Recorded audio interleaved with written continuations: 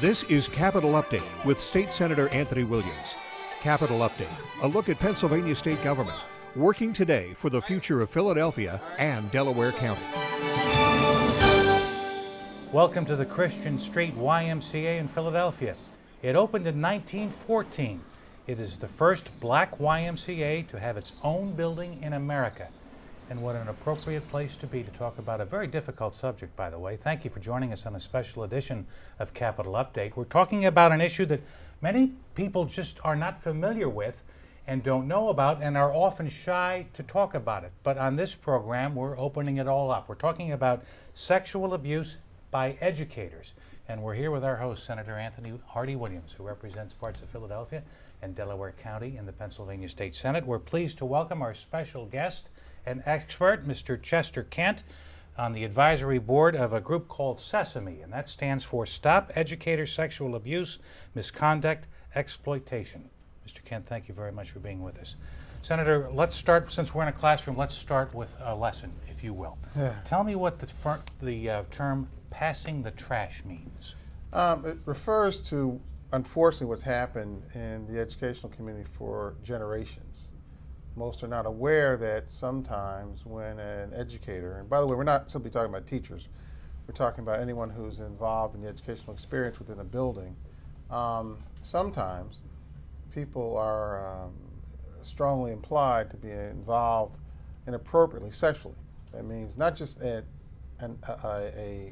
intercourse act, but an act of touching, verbal expression, things that lead to that connotation of sexual interaction. Clearly inappropriate based upon age, and what has happened for generations, unfortunately, and sometimes with a tragic end, that the person who's an educator or involved in the educational experience will be discovered, the activity will be discovered, the people in charge of the building are quite aware of it, the evidence is overwhelming, and they will approach that person and say, hey, look, we're clear, you're clear, we're all clear about what's going on here, we think you should just leave. And the reason why they do that is rather than require them to go to court, prosecute them, sometimes they're clear that the school system or the school itself is clear that they may lose. It's challenging to say, even though sometimes the evidence is overwhelming, if you have a minor, 5, 6, 7, 8 years old, it's difficult to get them to testify. It's difficult to get parents comfortable with them to testify.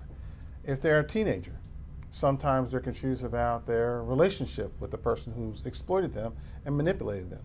Sometimes, in fact, and we've heard this over recently, the person who actually decides to go forward and prosecute the person who's been victimized becomes the person who is demonized by the surrounding community of accusing someone who they believe to be above doing anything like that. So what happens is the system goes to the person and says, look, we're clear. You don't want to have a problem with your record. You don't want us to prosecute. Maybe the best thing you should do is leave, and we'll give you a letter of recommendation, and you'll move on in life. They don't lose their certificate to participate. They're allowed to go to another school district unwittingly, and unfortunately, sometimes the pattern persists. Probably the most famous one in Pennsylvania, and I'm sure my friend will talk about it, is Jeremy Bell, where the person this teacher had done it over 100 times, I think it was. Finally ended up in a totally different state because the same thing kept happening until they finally murdered a child. And that was a tragic conclusion to a very tawdry history of his activities. But unfortunately, that person is not isolated, and so the term passing the trash was developed by people within the educational community that we've tagged to attach to the piece of legislation we'll talk about today. Mr. Kent, you bring a unique perspective in that you're a former school superintendent from the Pittsburgh area, yes, and you are an attorney. Yes. Did you ever deal with this problem before, number one? And number two, if it's so prevalent, why haven't we heard about it? Yes, I've dealt with it on a couple of occasions in the school district that I was superintendent of, number one. And one was a custodian, and one was an outside coach, a girls softball coach. And so I had that actual experience, okay, not with a teacher, but with 2 other employees. Why aren't we hearing about it in the news media? Well, we're not hearing about it because, nobody keeps good data that gets in the newspaper on a frequent basis saying that you've had X amount of sexual abuse cases in schools in Pennsylvania this year. I've not seen that in the media anywhere. Is it a problem? It's a problem. It's a big problem. You see a small number of cases where people's certificates are revoked and they're on the Standards and Practice Commission website. But that's revised every so many years and so forth, the formatting of that. And the people on there are not always there for sexual abuse. They might be there for cheating violations now, testing violations and so forth. But for the most part, just give you an example, in the last 2.5 years in Western Pennsylvania, I've been tracking the number of sexual abuse incidents in schools that have reached the newspapers or the court. There are, in that 2.5-year period, 29 incidents in Western Pennsylvania schools alone in this 2.5-year period. I keep adding to the list. I guess I'm surprised. I wanted to see how many there actually were in our area. And that's like a 5 or 6 county area in Western Pennsylvania. Senator, what brought this to your attention?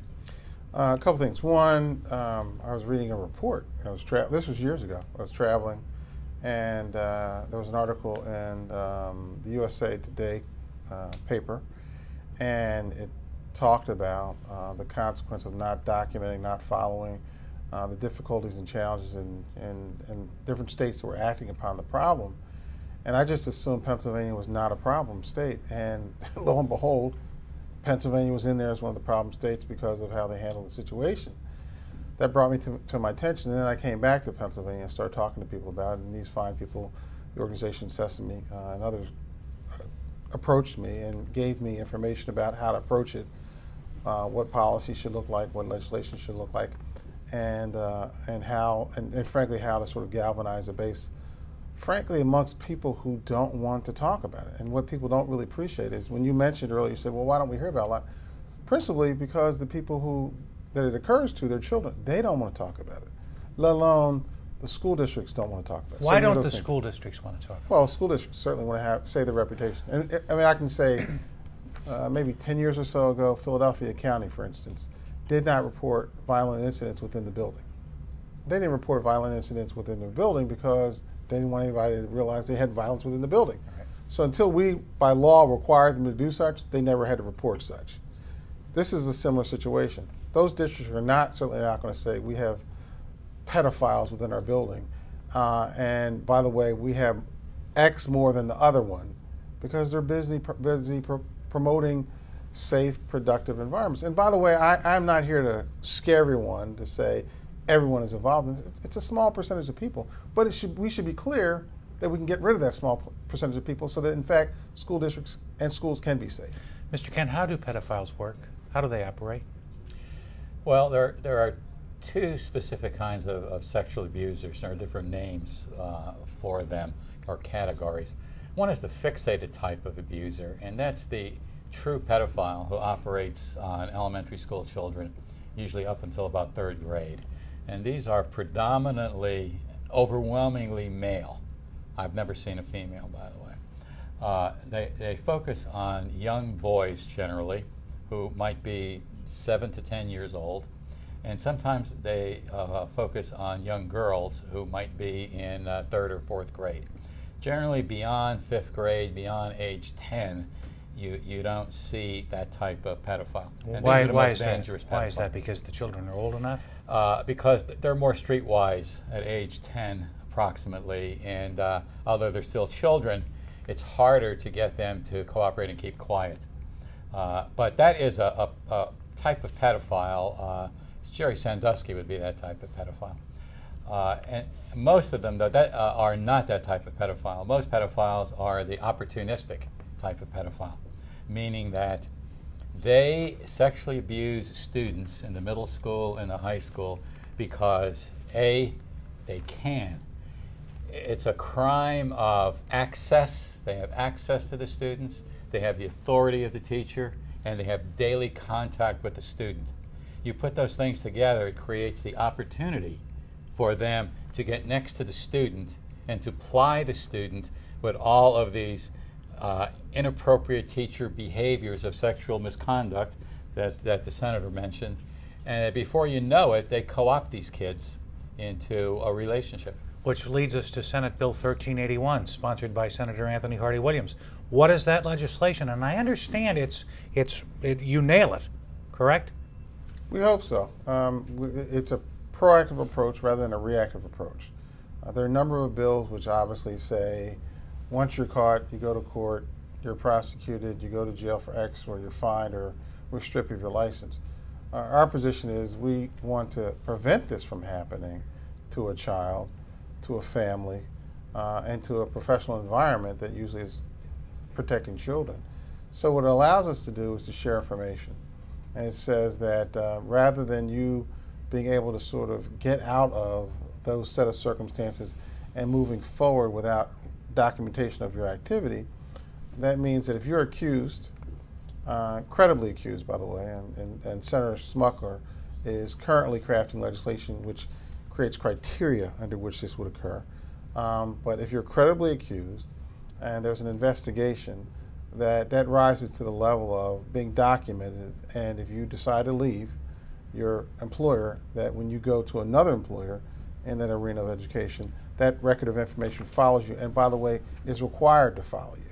Not only does the other accepting district is allowed to ask for the information, the one that is aware of your set of circumstances of departure under sexual misconduct, it's required to forward that information.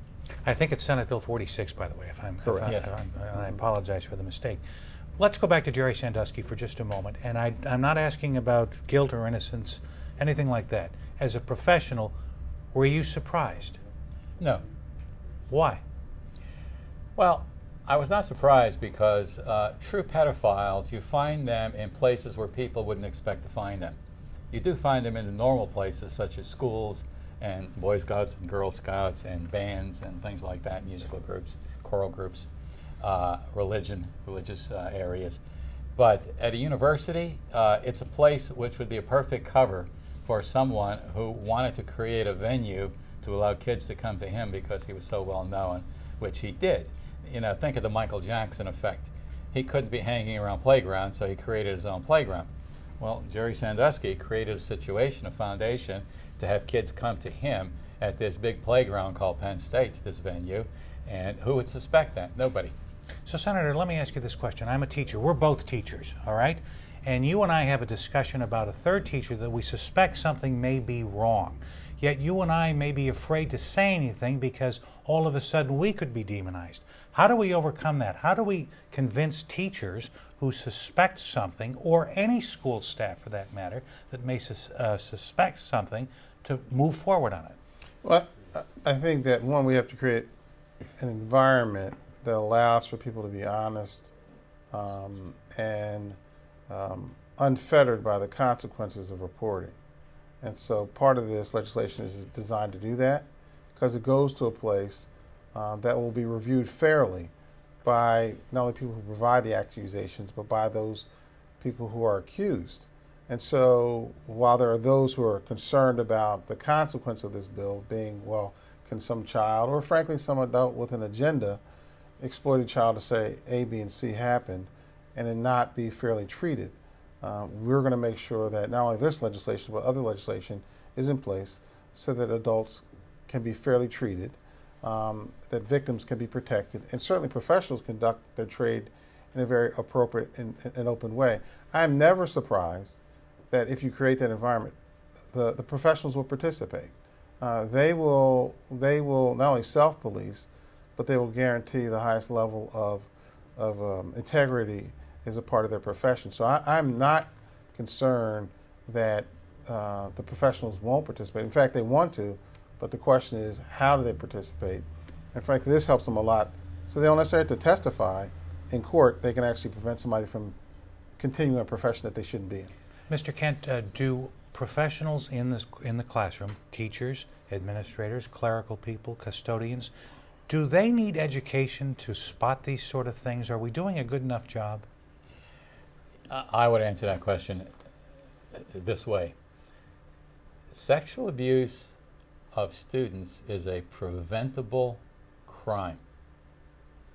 But we have done a terrible job in making our teachers administrators, custodians, parents, students a terrible job of explaining to them and acquainting them with the grooming behaviors and questionable behaviors of teachers that directly lead to sexual abuse of kids. We call this sexual misconduct, what you were referring to and talking about.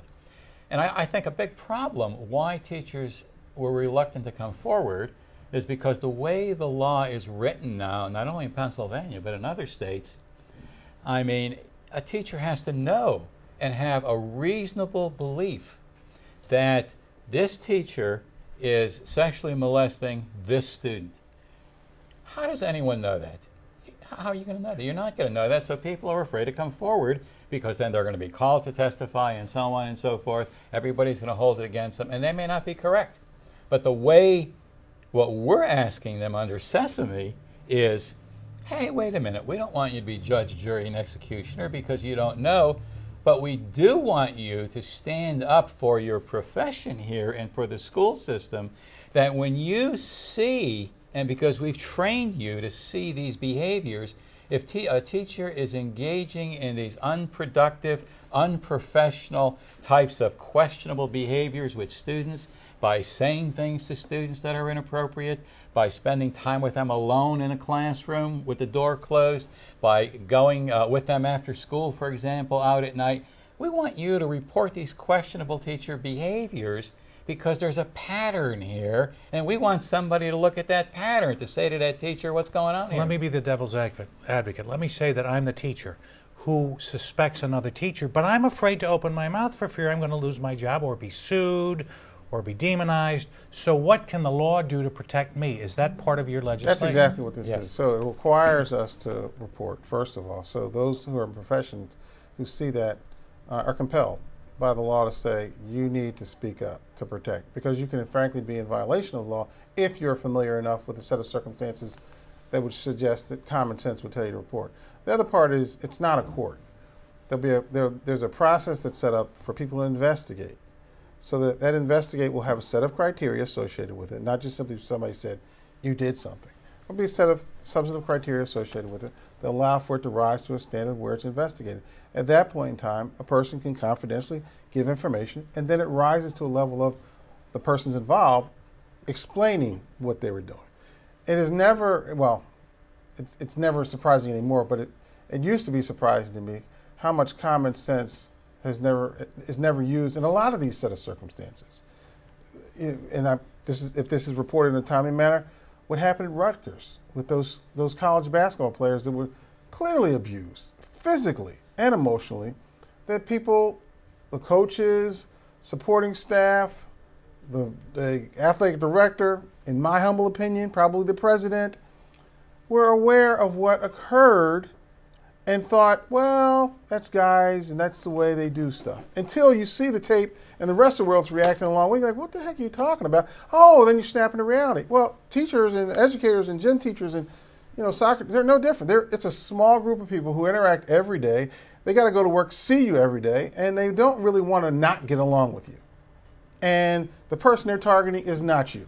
It's the child. So they're going to give you every chance you possibly can. And then on top of that, and when I report it, I have to go to court.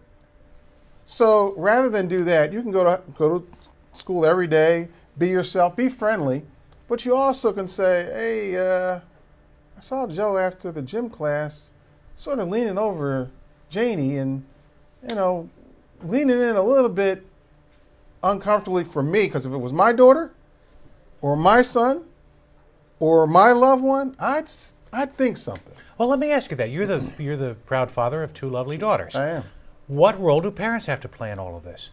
Well, in this case, thank God, all they got to do is make sure that they support the process moving forward. Before, but are there warning signs? And I guess, yeah. Mr. Well, Mr. Ken, the stuff that's in the law, in the Sesame Act, in other words, it defines sexual misconduct by a series of unprofessional teacher behaviors, and you're going to be teaching these behaviors to acquaint the teachers with them, so they can't say they don't know when this is going on in the environment under their nose. And parents are going to know this, and students. Well, what should parents be looking for Do you have any idea from your research what kind of behavior should your child be exhibiting that may put up the red flag to you? So it depends, and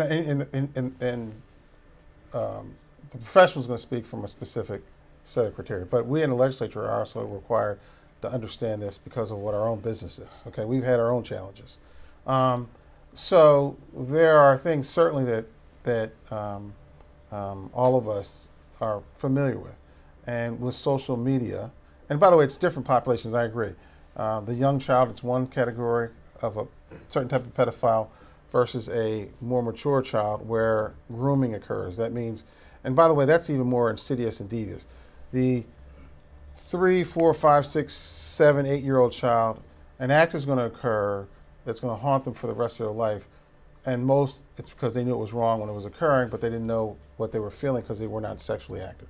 The 10, 11, 12-year, they have all these activities going on in their head anyway of becoming a young adult. Then they actually have somebody recognizing it, moving them towards some level of comfortable intimacy, and then they exploit that and move beyond that. And in those categories, there are different things that one has to look out for relative to, relative to making sure your child is protected. Obviously, the older child, how you communicate with your child, period, is very important. If you're not able to talk to your child, and all of us, I've hit 12 and 13 where you're dumb and you don't know much, and why are you bugging me about this stuff? And I know better than. So every parent goes through that. But the fact that you're having the conversation in the first place causes them to think. So the first thing you have to confront is, are you able to communicate with your child? Do not leave it to the mall, TV, or a set of friends to educate your child about all this stuff, and certainly sexual misconduct, and how a natural, normal interaction between people in that area should occur. Young child, it's a whole different set of circumstances. Mr. Kent? That's a complex answer, okay, to that question. But traditionally, it's been that the kinds of unprofessional behaviors that have occurred, teachers making comments about a girl's looks, a girl's dress, a girl's body, for example, right in front of the rest of the class, for example, which may embarrass the girl here, but it also is saying to the girl, this teacher is paying attention to her and she might be flattered. Okay, she might be. Is that a setup? Is that part of the setup? Well, part of the setup is they tend to pick on kids that are less mature, kids that are more needy in terms of more needing affection, and that might be convinced. And at some point in the process, walking down the hall, you put your arm, the teacher would put his arm around the girl, as an example, and once he lays a hand on her, this tells him how far he can go before she objects and pulls away. Mm-hmm. And so once you do this and she doesn't object, well, then you can put your arm around her and you could do more things. And if she's not objecting, then you just step up the game. So it's a whole process of activities and behaviors that go on in the school system that many people see, by the way, but they don't know what to make of it. They just think, oh, that's Joe, he's the teacher. He just likes to hug people. Well, there's much more going on than that. But the other teachers don't understand what's going on because they don't have these deviant modus operandi or viewpoints. We were talking basically about small children, but this doesn't this extend into teenagers too? There is a way to lure them too? Absolutely. That's who we were just really that's sort of what talking we're talking about now. Yeah. The young child is more about the activity that's spent in Little League, Boy Scouts, and all, where you're actually, usually parents turn over their, wouldn't say control, but their attention, their oversight of the child to another person, and then trust that person that they're going to do right by their child, as opposed to popping up at the appropriate time, intervening, seeing what information is shared. Why do you have a candy bar? And I told them not to give you a candy bar. What did you do after? Sort of going through the steps of, filling in the gaps of time.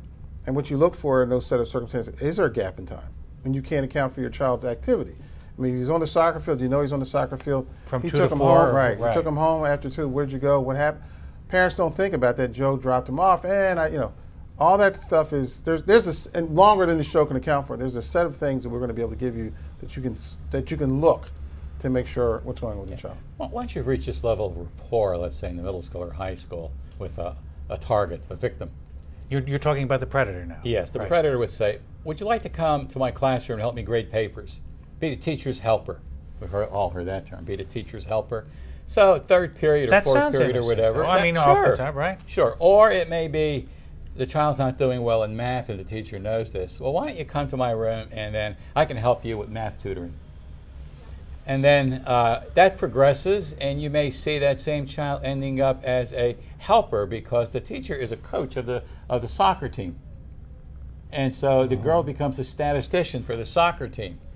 And if you have an alert administrator saying, wait a minute, what's going on here? This girl is in his classroom at this time, she's here at this time, she's with him after school, then you start to put two and two together. But that's how they operate. They create this environment that's very comfortable, and they co-opt the child. And once they go so far, it's very difficult for the child to back out.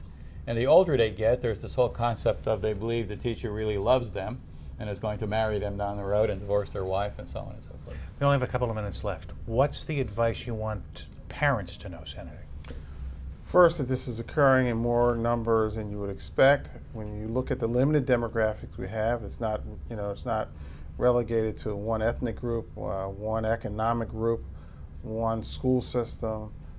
This is something that parents have to be attentive to, and rather than being paranoid about it, they just need to become much more proactive and investigate it. And I'll say on the smaller child, I mentioned window of opportunity, make sure you close it.